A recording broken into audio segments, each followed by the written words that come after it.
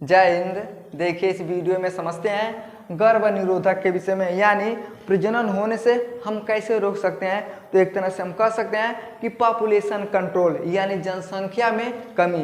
देखिए जनसंख्या में कमी हम कई तरह से कर सकते हैं। जैसे आप शादी मत करिए, आप कहेंगे धत्ते हम काहे शादी नहीं करेंगे भैया, हम शादी नहीं करेंगे तो एको बच्चा नहीं पैदा होगा तो जनसंख्या तो इससे कम हो जाएगा, तो धरती पर कोनो दिखाई भी नहीं देगा। तो इसलिए हम शादी को नहीं रोक सकते हैं, यानी कोई भी शादी को नहीं रोक सकता। अगर शादी जब होइबा नहीं करेगा तब तो भैया कोई आदमी नहीं होगा। लेकिन हमको क्या करना है, खाली जनसंख्या पे कंट्रोल करना है, यानी थोड़ा कम बच्चा पैदा करना है। अब देखिएगा हिंदू जो होता है ये कहता है हम दो हमारे दो, लेकिन जो मुसलमान सब होता है ये ससुरा 10-10 पैदा कर देता है। एक बात बताइए, मान लीजिए कोनो आदमी 10 लड़का पैदा कर दिया, वो बेचारा पैदा कर दिया, अब उतने लोगों को भैया कहाँ से खिलाएगा, खिलाएगा तो पढ़ा नहीं पाएगा, पढ़ाएगा तो खिला नहीं पाएगा। वो सब लड़का क्या करेगा, कोनो जाके गोबर फेंकेगा, कोनो गारा माटी देगा तो 200-300 कमाएगा, और जब उसका भी शादी हो जाएगा तो भैया कितना कमाएगा। ऐसे धंधा चल गरीब बाप हम तो कमा ही नहीं पाते हैं।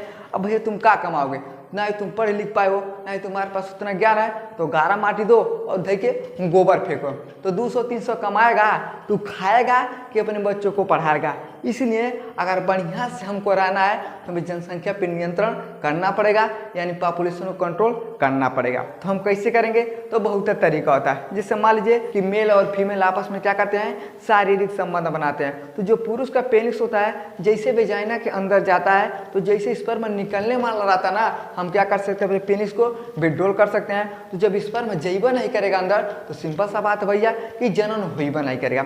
जैसे यहाँ पे समझिए, मान लीजिए यहाँ से स्पर्म जाता है, तो स्पर्म कहाँ जाता है, तो यूट्रस में जाता है। कहाँ जाता है, ये यूट्रस में जाता है। देखिए जैसे यूट्रस में स्पर्म जाता है तो कुछ इधर चला जाता है, कुछ इधर चल जाता है, तो कोनो रास्ता होना ना चाहिए जाने के लिए। जैसे आप दिल्ली जा रहे हो, आपसे कोनो पूछ दिया कि भैया कैसे जाओगे, तो आप बताओगे ना कि फलाना रास्ता से जाएंगे, गोरखपुर जाएंगे, लखनऊ जाएंगे, दिल्ली चले जाएंगे, तो आप रास्ता बताइएगा ना। उसी तरह से जो स्पर्मा होता है कहाँ जाता है, यूट्रस में जाता है। अब यूट्रस से कहाँ जाता है, तो इस रास्ते में जाता है, और वो रास्ता को हम क्या बोलते हैं, तो फिलिपियन ट्यूब बोला जाता है। क्या बोलते हैं, फिलिपियन ट्यूब बोलते हैं। यानी जिस रास्ता से स्पर्म जाता है उसे हम क्या बोलते हैं, फिलिपियन ट्यूब बोलते हैं। और वो कहाँ जाता है, तो ओवरी में जाता है। अगर पूछता है कि ओवरी कितना होता है, तो देखिए महिला में 2 ओवरी होता है। देखिए एक ठो हाई ओवरी हो गया, एक ओवरी हाई और एक ओवरी हाई हो गया, यानी कितना हो गया, 2 ओवरी। अब ओवरी में क्या बनता है, तो ओवम बनता है। क्या बनता है बाबू, ओवम बनता है। अब मान लीजिए यहाँ से क्या जा रहा है बाबू, स्पर्म जा रहा है। स्पर्म कहाँ जाएगा, तो यूट्रस में जाएगा। तो कुछ स्पर्म हे ओवरी और जाएगा, कुछ स्पर्म हे ओवरी और जाएगा। लेकिन इसमें होता क्या है, तो जो ओवरी होता है ना, इसमें 28 दिन का गैप होता है, यानी 28 दिन अगर हई काम करेगा ना तो हई बंद रहेगा, जब हई काम करने लगा तो हई बंद हो जाएगा। तो इससे पहले वाले वीडियो में इसके विषय में हम बढ़िया से समझा दिए, उस वीडियो को आप लोग देख लीजिएगा। अब समझिए, मान लीजिए स्पर्म जाएगा ना, इस रास्ते में जाएगा, उस रास्ते को हम क्या बोलते हैं, फिलिपियन ट्यूब बोलते हैं। और जैसे स्पर्म ओवरी में आएगा ना, तो ओवरी में क्या बनता है, ओवम बनता है। और जब तक ओवम और स्पर्म फर्टिलाइजेशन नहीं करेंगे तब तक बच्चे का जन्म होइबा नहीं करेगा। तो भैया सीधा सा बात है, अगर स्पर्म नहीं जाएगा तभी बच्चा पैदा नहीं हो सकता। समझ में आ गया। अब कुछ गर्भ निरोधक विधि के विषय में हम समझते हैं। देखिए पहला होता है बैरियर मेथड। अब बैरियर मेथड का क्या मतलब होता है भैया, कि रुकावट कर देता है। जैसे आप मोटरसाइकिल से जाइएगा, अच्छा साइकिल से जाइएगा, तो देखिएगा रोड पे बैरियर लग जाता है, इतना मोट मोट गिट्टी का जमावट कर देता है। आदमी जाता है तुरंत रुक जाता है, कहता बहुत भयानक बैरियर लगा दिया।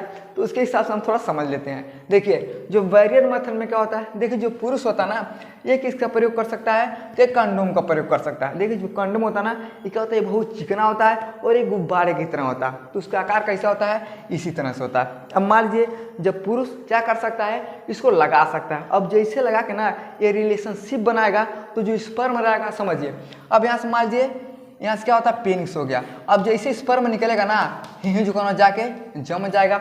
अब भैया उसी गुब्बारे में ही जम जाएगा, यानी कंडोम में ही जम जाएगा। तो जब जम जाएगा तो स्पर्म बाहर जाइबा नहीं करेगा, और जब बाहर नहीं जाएगा तो सिंपल सा बात है कि जब बाहर नहीं जाएगा तो बच्चे का भी जन्म नहीं होगा। तो क्या कर सकता है, जो पुरुष होता है ये कंडोम का प्रयोग कर सकता है, जिस कारण बच्चे का जन्म होने पर हम रोक लगा सकते हैं। समझ में आ गया। लेकिन मान लीजिए पुरुष कहता है कि हम नहीं करेंगे, क्या करोगी तुम, हमारा गुस्सा गया, तो ऑप्शन होता है महिला के लिए। अब समझिए, देखिए जो महिला होती है ना, ये डायफ्राम और सर्वाइकल कैप का प्रयोग कर सकती है। ये क्या होता है बाबू, एक कीट होता है, उसमें होता क्या ना, जैसे इस कीट को जो महिला होती है अगर वेजाइना के अंदर लगा देगी ना, तो जो भी पुरुष का स्पर्म जाएगा ना वो रोक देगा उसको, और जैसे ससुरा है रोकेगा, स्पर्म जइबा नहीं करेगा। और जब अंदर नहीं जाएगा तो सिंपल सा बात है कि जब अंदर जइबा नहीं करेगा, यूट्रस के पास नहीं जाएगा, और जो यूट्रस के पास नहीं जाएगा तो इस नली में भी नहीं जाएगा, और जब नली में नहीं जाएगा तो ओवरियो में नहीं जाएगा। मान लीजिए यहाँ वेजाइना है, अब यहीं पे लगा दिया जाएगा ना, यानी जो डायफ्राम और सर्वाइकल कैप होता है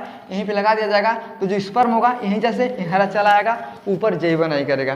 तो महिला के लिए भी ऑप्शन होता है, अगर पुरुष नहीं मानता है तो क्या होता है, डायफ्राम और सर्वाइकल कैप का प्रयोग कर सकती है। समझ में क्या? तो ये पहला हो गया, तो बैरियर मेथड हो गया, यानी रुकावट के लिए। किस रुकावट के लिए?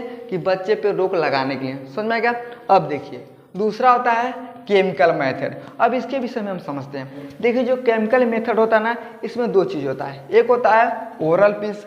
ओरल पीस का काम क्या होता है, देखिए ये मौखिक गर्भ निरोधक गोली होता है। तो गोली का मतलब समझते हैं कि जो टैबलेट होता है, यानी जो मौखिक गर्भ निरोधक गोली होता है, और उस गोली में होता क्या है, देखिए एस्ट्रोजन, प्रोजेस्टेरोन, इन लोगों का क्या होता है भैया, ये सब शामिल होते हैं, और जैसे सब शामिल हो जाता है ना तो प्रजनन करने में रोक देता है।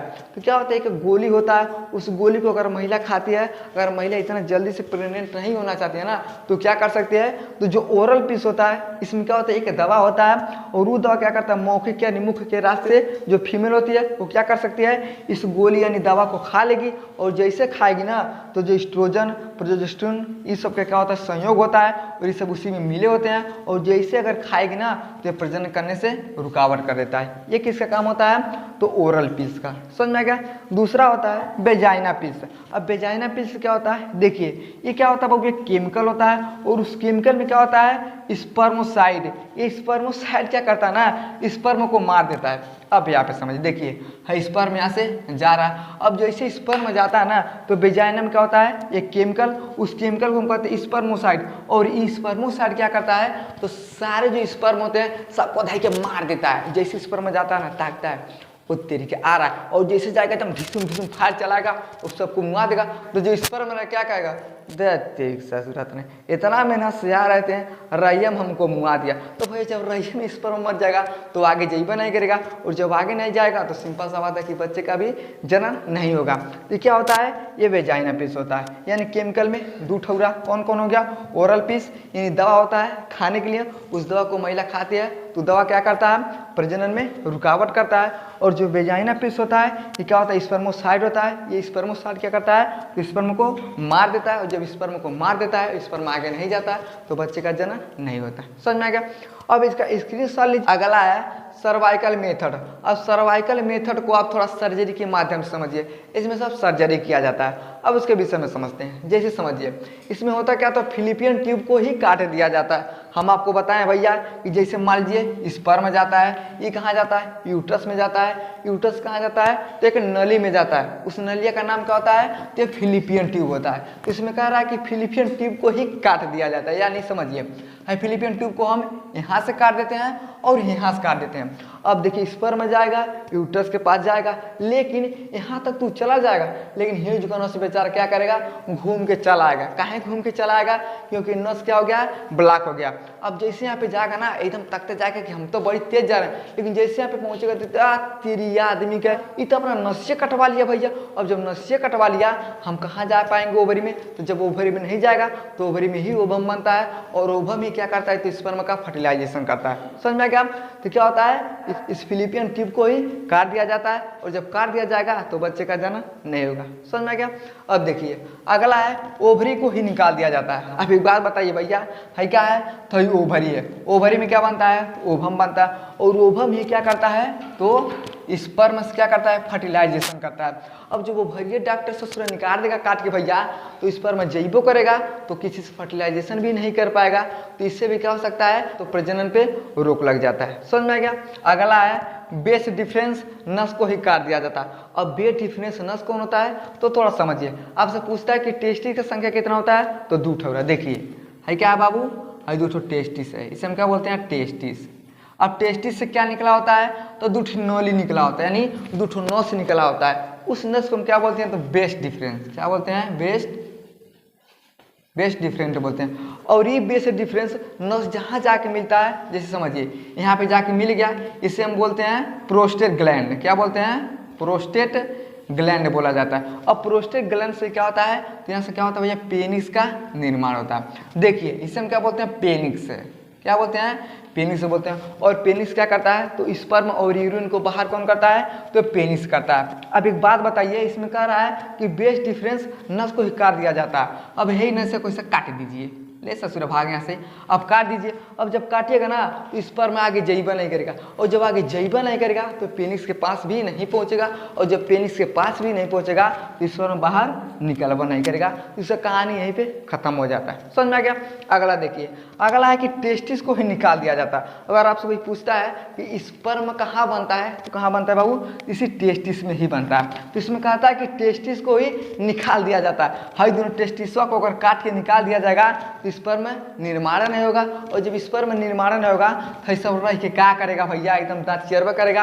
अब मान लीजिए यहाँ पे हम टेस्टिस को ही निकाल देते हैं, और ये बेस डिफरेंस अगर नसिया रह के क्या करेगा कि जहाँ से स्पर्म बनता है जब वह निकाल दिया गया ना, तो रह के क्या करेगा, एकदम ऐसे जाएगा, पेनिस के पास जाएगा, ऐसे घूमता रह जाएगा, कहेगा अब बाबू क्या बताएं हम, अब तो कुछ कम नहीं चल रहा है। तो देखिए जो हमारा टेस्टिस होता है ना, यहीं से क्या होता है, तो स्पर्म बनता है। अब हम क्या करते हैं कि टेस्टिस को ही निकाल दिया जाता है, और जब टेस्टिस को ही निकाल दिया जाएगा तो स्पर्म रहबा नहीं करेगा, तो घंटा कहीं जइबा नहीं करेगा। समझ में गया? तो ये चार तरह से क्या कर सकते हैं, हम जनन की वृद्धि लगा सकते हैं, लेकिन हर चारों काम ना कौन करवाइबे नहीं करेगा।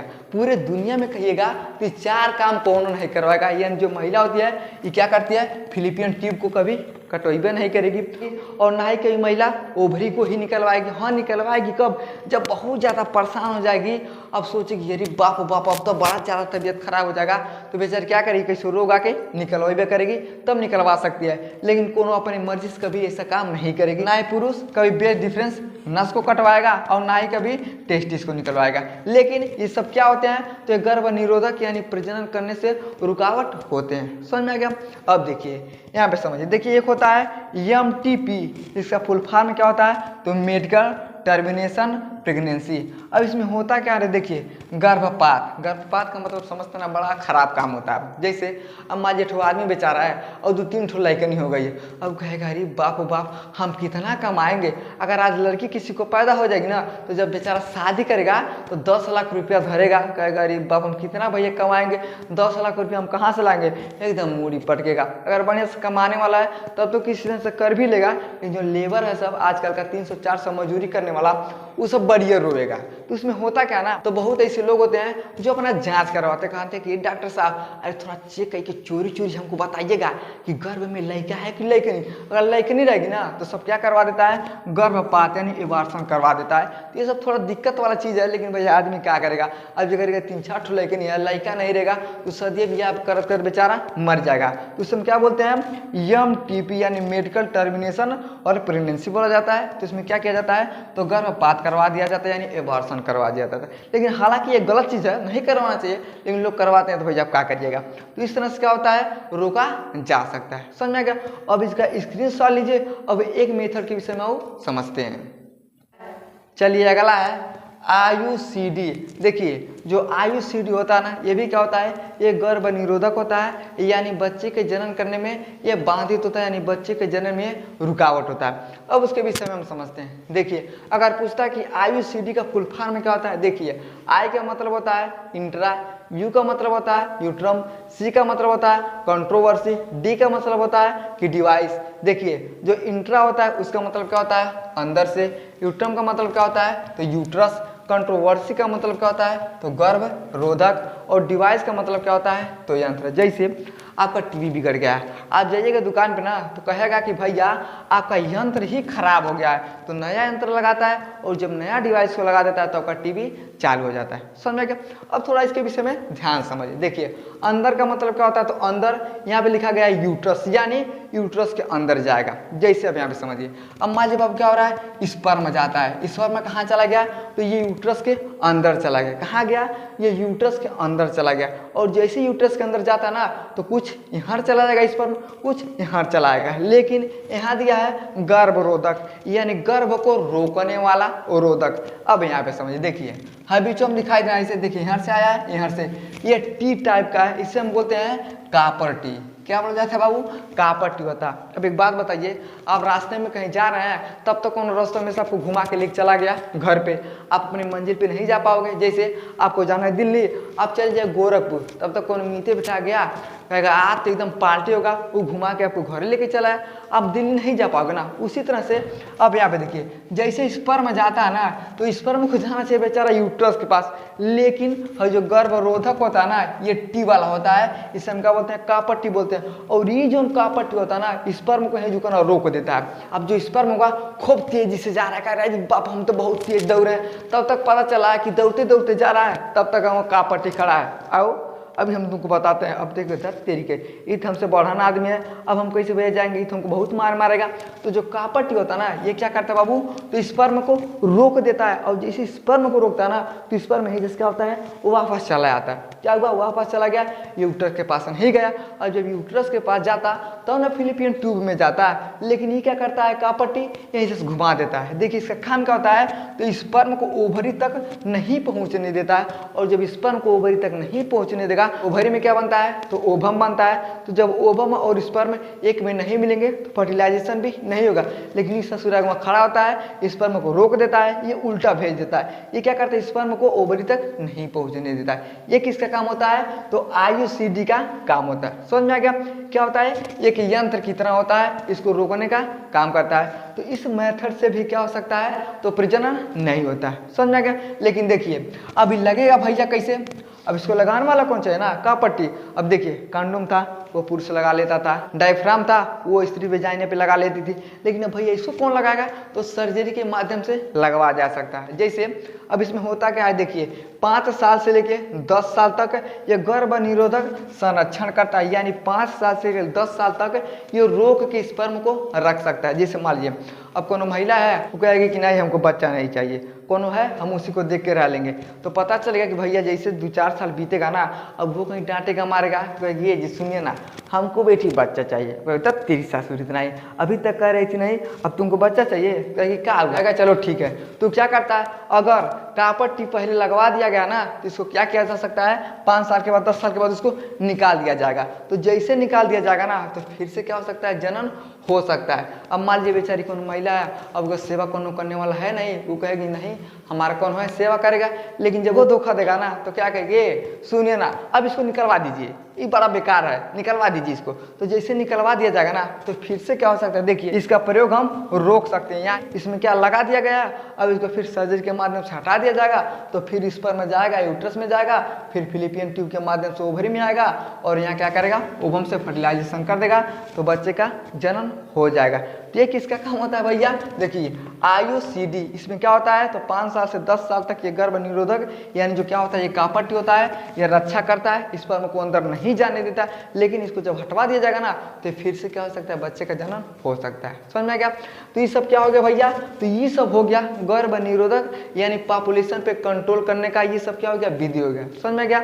आई होप आपको समझ में आ गया होगा कि गर्भ निरोधक क्या होता है और किस तरह से हम पॉपुलेशन पे कंट्रोल कर सकते हैं। तो ये सब विधि होते हैं जो हम आपको बताए हैं, ये सब क्या होते हैं? विधि होते हैं जो पॉपुलेशन को हम कंट्रोल कर सकते हैं। अब जो सोचेगा कि हमारा परिवार हमारा खानदान बहुत ऊंचाई पे जाएगा, कुछ नाम कमाएगा, तो कहेगा कि भैया हमको ठीक है, हमको उतने बच्चे चाहिए कि जितना हम पढ़ा लिखा सकते हैं। लेकिन जो कहेगा नहीं हम पूरा गंगा छका के अकेले लेंगे, 10 जन्माएगा, और 10 जन्माएगा तो धीरे ससुरा गरीब भी हो जाएगा, और भारत को ससुरा सब गरीबे कर देगा। समझ में गया? तो ये सब क्या होते हैं? ये सब मेथड होते हैं जो प्रजनन में रुकावट करते हैं। समझ में आ गया? तो वीडियो को लाइक शेयर सब्सक्राइब जरूर करें।